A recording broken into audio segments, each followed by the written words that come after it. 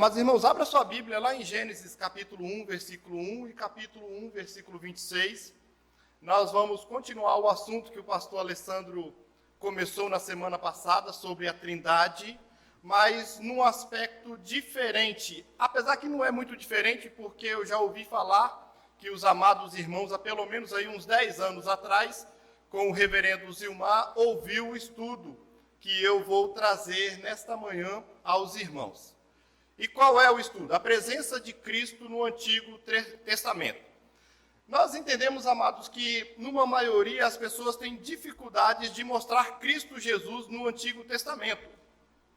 E algumas pessoas pensam que Jesus só passou a ter existência quando ele se encarnou em Maria, se esquecendo que Jesus, como foi aprendido na semana passada aqui, que ele é autoexistente, que ele é poderoso, que ele é majestoso, que ele é glorioso, que ele tem todas as prerrogativas que o Pai tem, que o Espírito Santo tem, mas ainda há algumas dificuldades e nesta manhã, com a graça do Senhor, eu quero poder mostrar para os irmãos a presença de Cristo na criação e não só na criação, como Criador. Como Criador. Geralmente, quando nós perguntamos assim, quem é o Criador? Nós temos o hábito de dizer o Senhor Deus. Mas nós precisamos definir as pessoas e com a graça do Senhor é isso que eu quero fazer nesta manhã. Então vamos lá. Gênesis capítulo 1, versículo 1 diz assim, no princípio criou Deus. No princípio criou Deus. Quando você vai para o capítulo 1, versículo 26, diz assim, também disse Deus, façamos o homem à nossa imagem conforme a nossa semelhança. Eu não vou ler o restante porque eu quero me ater naquilo que é a prerrogativa do nosso estudo nesta manhã. Amados, como que nós podemos entender Cristo como autor da criação? A primeira coisa que nós precisamos compreender é definir termos e é definir contexto.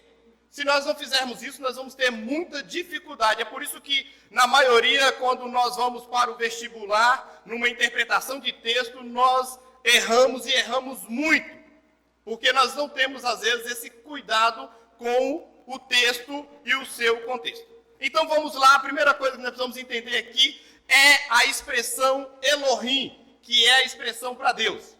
E olha só, essa expressão Elohim não é a expressão no sentido assim de que quando o judeu queria falar de algo o mais pessoal possível, ele não usava Elohim, ele usava Iavé. Iavé. Quando você lê Deuteronômio 6,4, é essa a ideia lá. Né? O nosso único Deus, Iavé. Mas aqui, olha só, por que nós precisamos entender isso? E aí você pode falar assim, mas pastor, então Moisés estava equivocado quando ele começa o escrito de Gênesis e ele, em vez de usar Iavé, porque ele conhecia muito bem, mas ele começa com Elohim. Isso na teologia é chamado de uma linguagem amigável. Sabe quem usou também esse tipo de linguagem? O apóstolo Paulo, lá em Atos 17, quando ali, ele andando em Atenas, ele viu o Areópago e lá tinha um altar ao Deus desconhecido. E aí ele começa a dialogar com as pessoas ali, para que depois ele pudesse falar que o Deus desconhecido era quem? O Jesus, o Salvador, o Senhor. Isso se chama na teologia de linguagem amigável. Mas vamos lá para o termo, então, Elohim. Olha só, quando você olha essa expressão Elohim, ela também é uma expressão plural. Plural. Assim como nós temos na nossa língua óculos, que é também uma expressão plural. Ok? Porém, o que vai definir se eu estou falando de óculos no sentido singular de uma pessoa ou mais de uma pessoa? O seu contexto. Então, olha aí de novo para o capítulo 1, versículo 1 de Gênesis. O texto diz assim, no princípio criou Deus. Como que eu posso perceber que não está falando das três pessoas, e sim de uma pessoa? Porque nós sabemos que a Trindade subsiste em três pessoas, o Pai, o Filho e o Espírito Santo. E é por isso que nós precisamos definir, para que isso fique mais claro para a gente. Por que eu posso afirmar que está falando de uma pessoa e afirmar isso categoricamente? Por causa do verbo criar. Criou, que está no pretérito do presente. falando de uma ação consumada, completa, total no passado. E até mesmo o verbo no hebraico traz a mesma compreensão, bará. Claro que lá tem algumas conotações a mais, que é criar a partir de não ter nada existente. Mas não é a minha aula nessa manhã, então assim, eu não vou ficar me atendo a isso. Eu quero provar que quem criou foi Cristo, e quero provar também que Jesus está presente no Antigo Testamento desde todo sempre, porque ele é eterno como o Pai é eterno. É esse o objetivo. Então vamos lá, se atente novamente aí no princípio criou Deus, o verbo criar. Está no pretérito do presente. E está na terceira pessoa do singular. Ele criou. Então eu não posso olhar para o texto e dizer que nós criamos. Porque disso, quando você vai no 1:26, você vai entender que aí a ideia, você nota que não está falando de uma, mas está falando das três pessoas. Porque quando diz lá, também disse Deus, façamos o homem. A expressão Deus ali também é Elohim. Mas por que eu posso entender que se trata das três pessoas? Porque o verbo fazer está no presente e está aqui na primeira pessoa do plural. Nós façamos.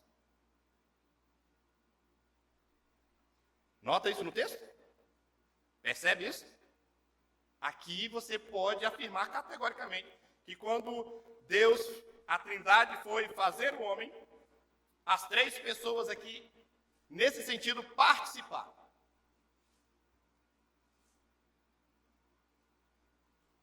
Mas na criação, por mais que o Pai estava presente, o Espírito Santo estava presente, mas quem trouxe a existência e quem é o Criador é Jesus. Mas vamos lá. De repente você fala assim, mas pastor, por que nós precisamos definir Elohim? Se você for no Salmo 82, versículo 1, você vai perceber que o texto lá, ele diz assim, que Deus ali, ele está no meio da sua congregação e ele age também ali no meio dos deuses. Olha só, a expressão para Deus ali é Elohim e para deuses é Elohim. Isso é curioso. É por isso que nós precisamos entender que é o contexto que vai definir sobre quem nós estamos falando. Eu me fiz entendido até aqui nessas questões de mostrar isso. Tem muito mais texto, amado, mas eu não vou ficar gastando tempo com isso. Porque agora eu quero partir não só do princípio que Jesus é o Criador, e como que eu posso provar isso? Aí eu quero que você abra a sua Bíblia lá em João, no capítulo 1, versículo do 1 ao 3. Olha aí, vamos lá no Novo Testamento. E o interessante é que o apóstolo João entende que esse Criador lá de Gênesis 1:1 é Jesus. Porque olha só o que João diz aqui sobre isso. João capítulo 1, versículo do 1 ao 3 diz assim: no princípio era o verbo, e o verbo estava com Deus, e o verbo era Deus. Esse era aqui não é no sentido de que ele não existia, tá? Mas é no sentido de mostrar que ele é eterno também, que ele estava lá desde todo sempre. É essa a ideia. E aí ele continua, ele estava no princípio com Deus. Todas as coisas foram feitas por intermédio dele que é em Cristo. E sem ele, nada do que foi feito se fez. Está percebendo que João aqui entende também que o Criador lá de Gênesis 1:1 é Jesus? Quer ver um outro texto? Olha lá em Colossenses 1:16. 1:16 diz assim, eu vou ler só o finalzinho do texto e diz, tudo foi criado por meio dele e para ele. Tudo foi criado por meio dele, por meio de Jesus e para ele. E se você for lá em Hebreus capítulo 1, versículo 2, do 1 ao 2, ali quando está falando sobre a superioridade de Cristo a anjos, a profetas e a tudo que possa existir, você vai perceber que o versículo 2 mostra, o autor mostra que foi outorgado ao Filho a criação. Então, assim, eu não estou falando de nada estranho.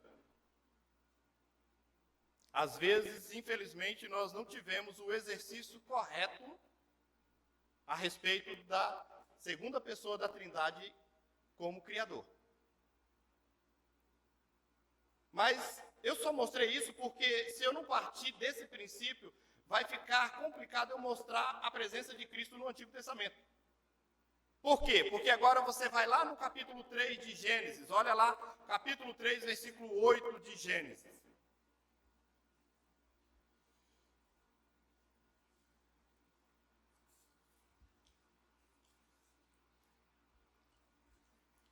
E olha o que o texto diz aí em Gênesis 3, 8. Diz assim: quando ouviram a voz do Senhor Deus que andava no jardim pela viração do dia, esconderam-se da presença do Senhor Deus, o homem e sua mulher, por entre as árvores do jardim. Vamos entender uma coisa aqui. Qual é o membro da Trindade? Que é totalmente homem, totalmente Deus. Qual é o membro da Trindade que possui corpo? Porque quando Deus nos criou também tendo essa ideia de imagem e semelhança na pessoa do seu Filho Cristo Jesus, que tem corpo. Então, quem é que anda aqui e vem falar com Adão e Eva? E eu vou mostrar para você daqui a pouquinho que não é o Espírito Santo e nem é o Pai, porque assim, se você olhar o versículo 2 de Gênesis, do capítulo 1, você vai perceber que o Espírito Santo pairava sobre as águas. E daqui a pouco eu vou te mostrar que quando o Pai falou, o Pai não falou nesse sentido aqui de andar. Porque isso se refere à segunda pessoa da Trindade, a Cristo Jesus, que tem corpo e que anda. Sabe por quê? Porque se você for lá em Marcos, e não só Marcos, João capítulo 6, eu vou aqui, esse eu vou acelerar. Marcos 5, 24b, João 6, 2, diz que grande multidão seguia, comprimindo, ou que Jesus andava no meio da multidão. E isso fica caracterizado, qual é o membro da Trindade que tem corpo e que anda? Jesus. Você está percebendo que às vezes faltou fazer o exercício correto? Mas vamos lá. Vamos agora porque aqui é pós-queda. No período, então, em que houve a queda, aqui Jesus também se manifesta. Mas no pós-exílio, lá na Torre de Babel, Jesus também, ou melhor, a Trindade está presente ali. E aí é isso que eu quero mostrar, que Jesus também está presente.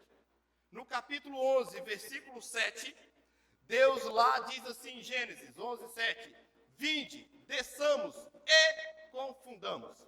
Olha só, o verbo descer e o verbo confundir está no plural. Se está no plural, eu não posso pensar que está se tratando do Pai, simplesmente, mas sim das três pessoas da Trindade. Estou me fazendo entendido? Mas vamos lá. Vamos seguir adiante aqui. Também houve essa presença de Cristo, essa manifestação de Cristo no Antigo Testamento com os patriarcas.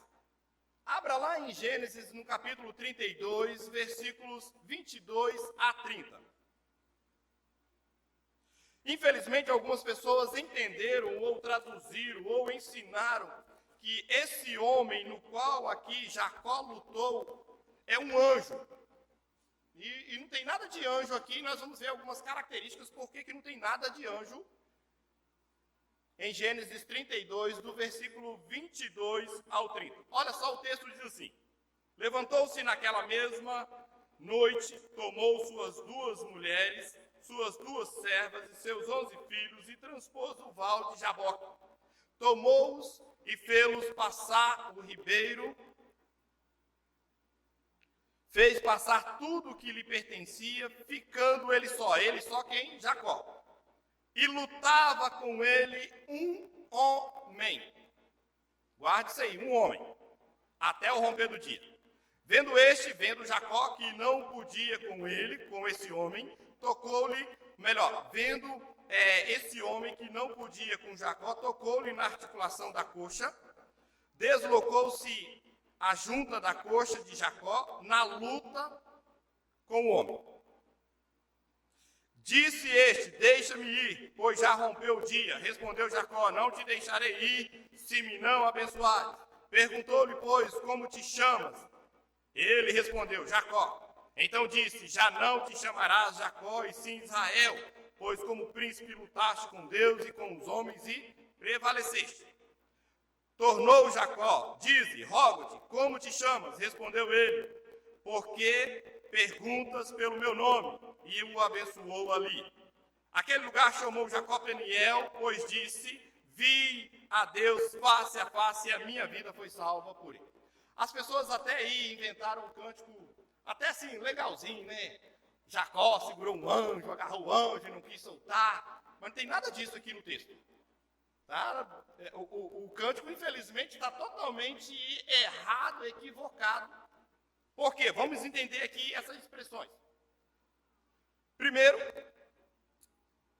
Jacó que diz que lutava com um anjo. Moisés registra isso.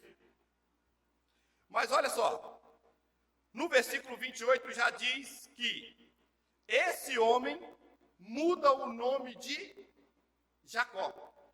Ele já não se chama mais Jacó, e sim Israel. Deixa eu só te fazer uma pergunta. Você viu algum anjo mudando o nome de alguém?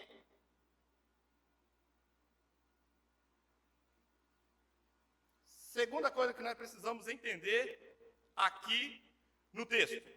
Ao mesmo tempo diz, pois como príncipe lutaste com Deus. Como é que eu posso dizer que é um anjo aqui? Se ele está lutando, né, como príncipe lutaste com Deus. Estão me fazendo entendido? Vamos lá costurar mais algumas coisas aqui que é característica de Jesus. Depois ele diz que, no 29, lá no finzinho, e o abençoou ali. Vamos entender, algum homem ou algum anjo tem autoridade ou autonomia de abençoar alguém por ele mesmo?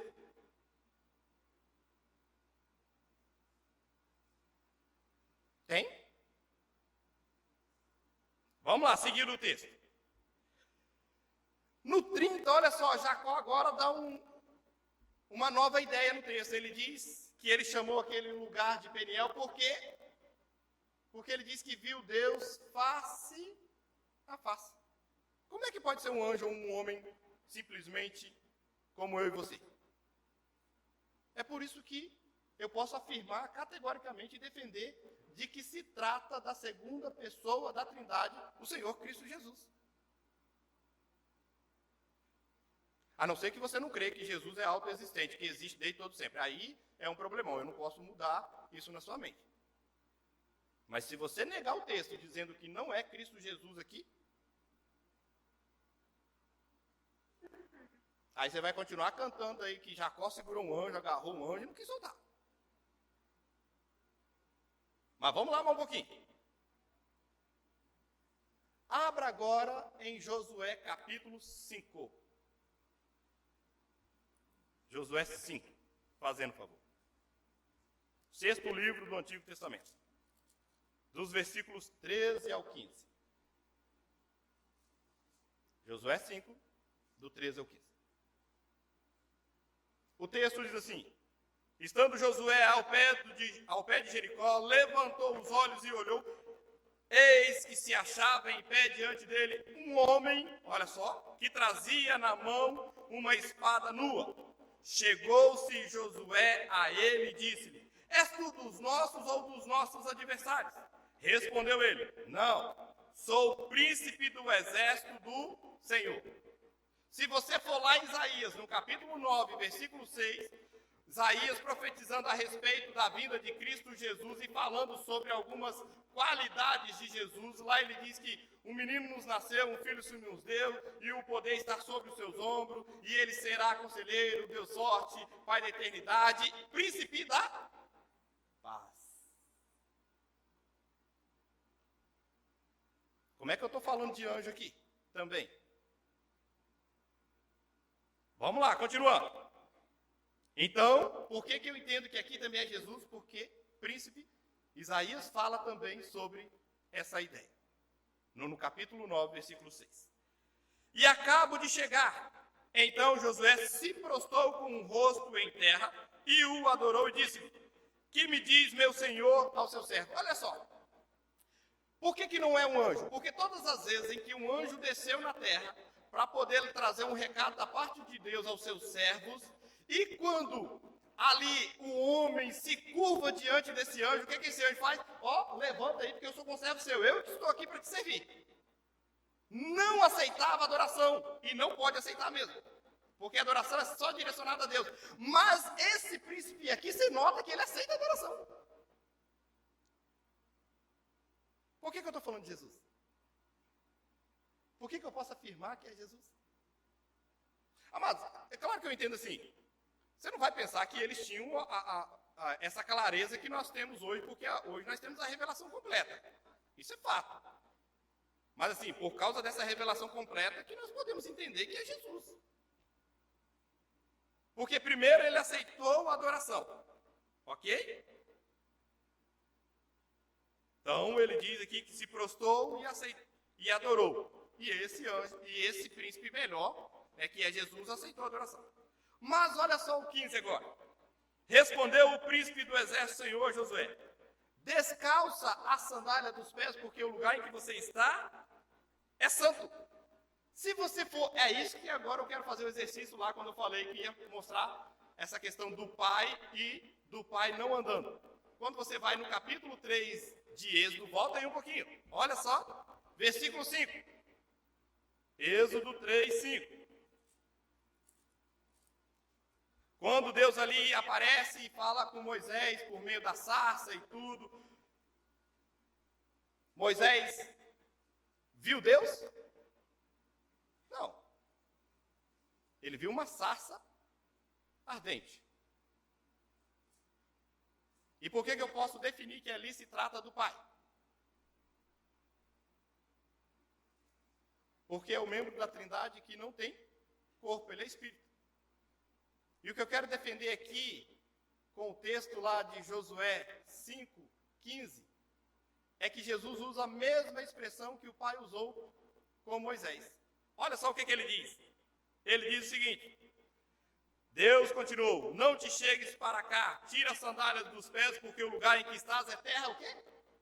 Santa. Você ouviu algum anjo falando que quando desceu sobre a terra e disse assim: olha, tira as sandálias dos pés, porque o lugar que você está é santo? Tem na Bíblia algum anjo dizendo isso? Mas olha só, Jesus aqui, o príncipe do exército, usa a mesma linguagem que o Pai usou com Moisés. Por que é santo? Por que o lugar, naquele momento, se tornou santo? Por causa da presença de Deus. Você quer ver? Se nós fôssemos fazer um culto num curral aí de um irmão, naquele momento o lugar se tornaria santo. Por que ele se tornaria santo? Porque nós cremos que a presença de Deus está naquele local. É por isso. Por que esse lugar onde Moisés cuidava do gado, nós entendemos que é santo? E por que o lugar onde aqui Josué está conversando com o príncipe, que é Jesus, por que é santo? Por causa da presença de Jesus. Estão me fazendo compreendido? Mas vamos lá, amar um pouquinho. Abra em Daniel agora, capítulo 3, no pós-exílio, versículo 25. E agora quem fala aqui a respeito desse membro da Trindade agora não é um crente. É um homem que até então era incrédulo. E que mandou aquecer a fornalha de fogo. Porque 3 homens lá no seu país não quis se dobrar diante da sua estátua. Mesaque, Sadraque e Abednego. 3:25. E olha agora, Nabucodonosor olhando para tudo isso, o que ele diz? Como um homem incrédulo. Nós precisamos entender isso. Que aqui ele está falando como um homem incrédulo. Ele olha e diz o seguinte: Tornou ele, Nabucodonosor disse: eu, porém, vejo 4 homens. 4 homens soltos, que andam passeando dentro do fogo. Talvez estava até brincando aqui, daquela ideia assim de ciranda, cirandinha, vamos todos cirandar, tal. Né? Deixa a brincadeira de lado, vamos voltar para o texto. Está percebendo? Eles estão passeando. Aqui os 4 homens. Ué, mas peraí, foi jogado 3, como é que estão 4 aqui? Olha o que Nabucodonosor vai dizer desse 4º homem. E diz, sem nenhum dano. E o aspecto do 4º é semelhante a um filho dos deuses. Claro que eu não vou crer que são deuses, por quê? Porque Mesaque, Sadraque e Abednego eram crentes. Mas como Nabucodonosor está falando aqui, ele é um homem incrédulo, a compreensão que ele tinha era de dizer o quê? O 4º lá é um filho de Deus, dos deuses. Mas para mim e para você, numa revelação completa que nós temos da palavra, nós olhamos para o texto e nós enxergamos que aqui, esse filho dos deuses que ele está falando, é o próprio Senhor Jesus Cristo se manifestando no Antigo Testamento. Conseguem notar isso? Porque eu sei que vocês são crentes, então vocês não vão falar que são deuses. Vocês vão olhar e falar assim, está se falando a respeito da pessoa de Cristo Jesus.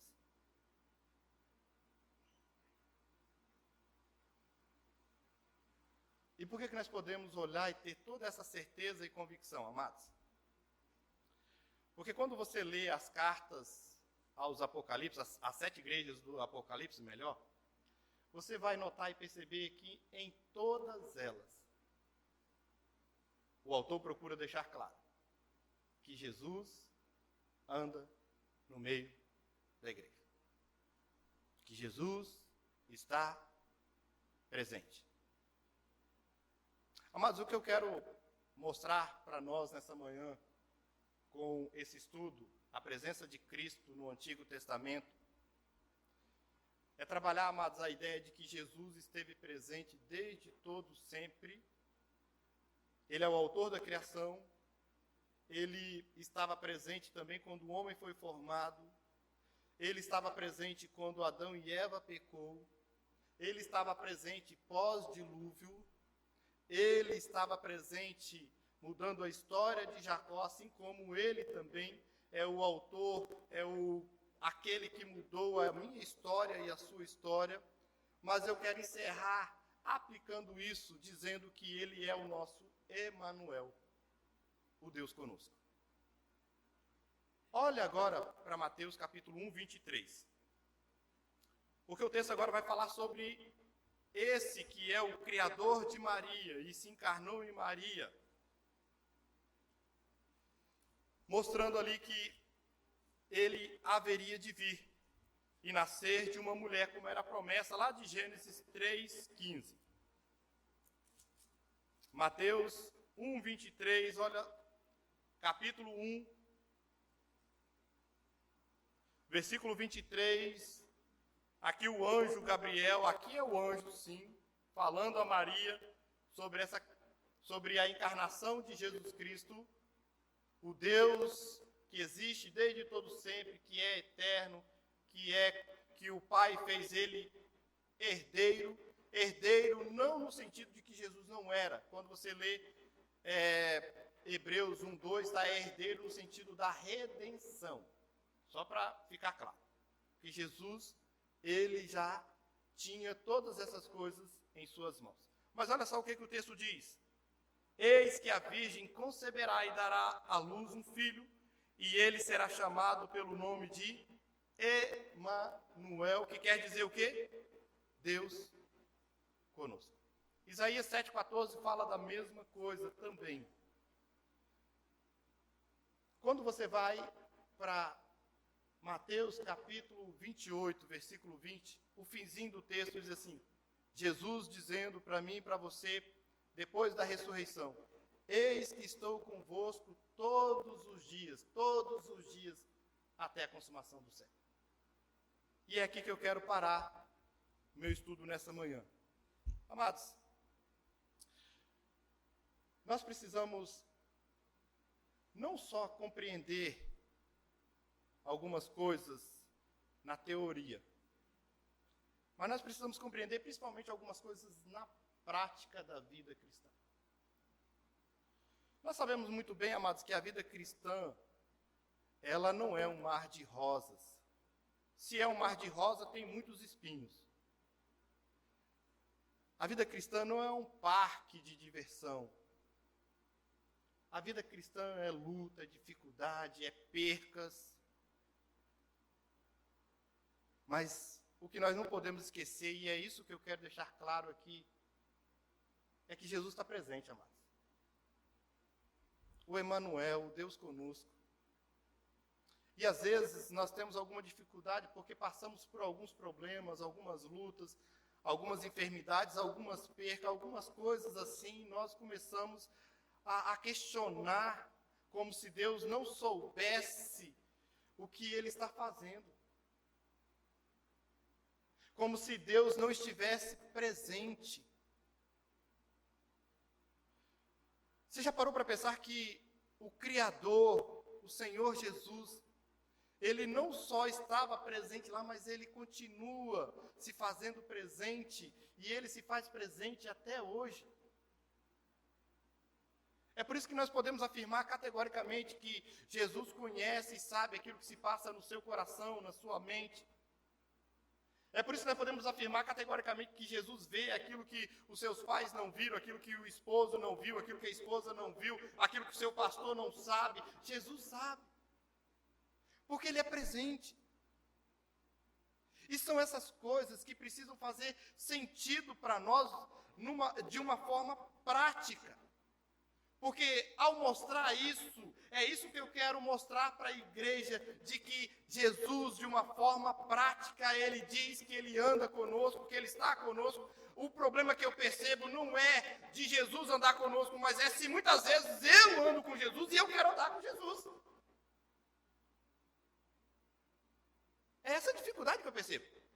Porque às vezes assim, eu vou entender que alguns lugares que eu ando, ou algumas coisas que eu faço, Jesus não concorda.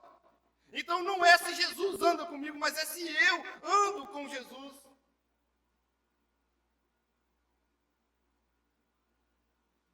Porque mesmo quando Adão e Eva pecou, percebeu? Jesus estava lá, falando com eles. Essas coisas precisam fazer sentido de forma prática para nós.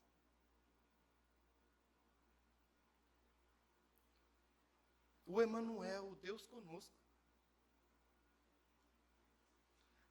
Eu quero encerrar dizendo, amado, nós vamos ter ainda percas? Claro que vamos. Nós vamos passar por lutas, vamos, de repente, até mesmo ficar doentes, porque nós somos frágeis? Claro que vamos. Mas tem uma coisa que eu e você não podemos perder de vista. Isso jamais. Que o Emanuel, o Deus conosco, Ele diz que está comigo e com você todos os dias, até a consumação do século. E eu não posso duvidar disso. E eu não posso olhar para a Bíblia diferente daquilo que a Bíblia diz.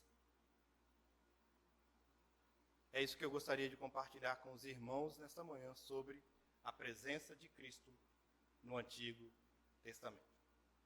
Espero que eu tenha me feito entendido e esclarecido com os textos bíblicos sem complicar nenhum deles. Eu só quero agora compartilhar com os irmãos o seguinte, amados. Pensa numa semana difícil, quando o pastor Alessandro falou assim, continua o estudo, mas fala sobre a presença de Cristo no Antigo Testamento, porque eu tenho procurado trabalhar isso com os novos que têm chegado à igreja e querem se tornar membros. Porque não é muito comum estudar a presença de Jesus no Antigo Testamento. Só que me deu muito trabalho porque eu tive que buscar alguns recursos para poder fazer algumas afirmações.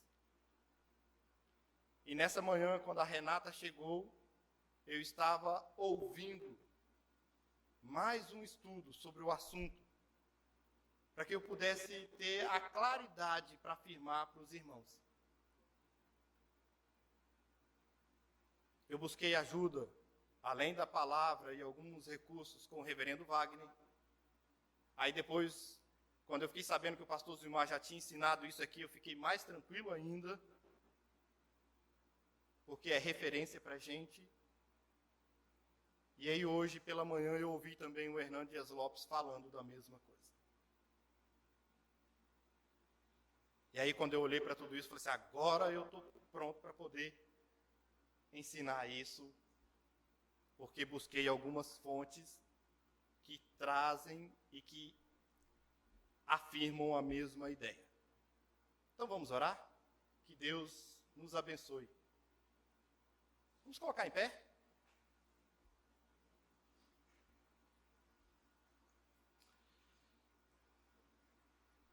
Santo Deus, muito obrigado pelo cuidado do Senhor para conosco. Obrigado por saber que o Emanuel, o Deus conosco, o Senhor Jesus Cristo, o Deus presente, Ele também é presente no Antigo Testamento.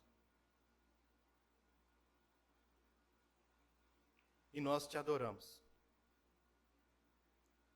porque podemos entender e compreender essas verdades da Tua Palavra. E que nós possamos sair daqui nessa certeza e convicção de que o Criador é o Emanuel, é o Deus conosco, e que está conosco todos os dias, até a consumação do século. Que o Senhor leve o teu povo em paz. Permita que cada um deles possam gozar de uma refeição na presença do Senhor.